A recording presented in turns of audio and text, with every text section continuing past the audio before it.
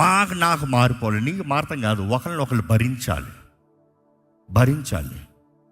భరిస్తాం అన్నదప్పుడు the real meaning is that, Bible అంటే నేను గమనించింది, నేను నేర్చుకున్నది, భరిస్తాం. ఎందుకు భరిస్తున్నావు అన్నదప్పుడు దేవుడు కూడా మనల్ని భరిస్తున్నాడంట.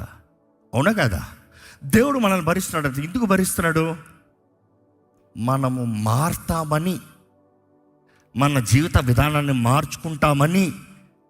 సరే, ఈరోజు ఈ వ్యక్తి అర్థం చేసుకోలేదు, రేపు కన్నా మారతాడని. సరే, ఈరోజు ఈ మనస్తత్వాన్ని బట్టి నా ఉద్దేశాలు, నా కార్యాలు గ్రహించలేకపోయాడు ఈ వ్యక్తి, రేపటికన్నా అర్థం చేసుకుంటాడు. అందుకని ఒక విశ్వాసి మనస్తత్వం ఎలాగ ఉండాలంటే, దేవా నేను మారాలని ఆశపడుతున్నానయ్యా, నేను మారటానికి ప్రయత్నం చేస్తున్నాను ప్రభా. నిన్నున్న వ్యక్తిని, ఈరోజు ఉన్న వ్యక్తిని కాదు, ఈరోజు ఉన్న వ్యక్తి రేపుని కాదు, ప్రతి దినము నీ స్వభావము, నీ హృదయము, నీ మనస్తత్వం తగినట్టుగా నేను మారాలని ఆశపడుతున్నాను ప్రభా. ఈరోజు మిమ్మల్ని అడుగుతున్నానండి, మీలో మార్పు ఉందా? దేవుడు మిమ్మల్ని భరిస్తున్నాడు.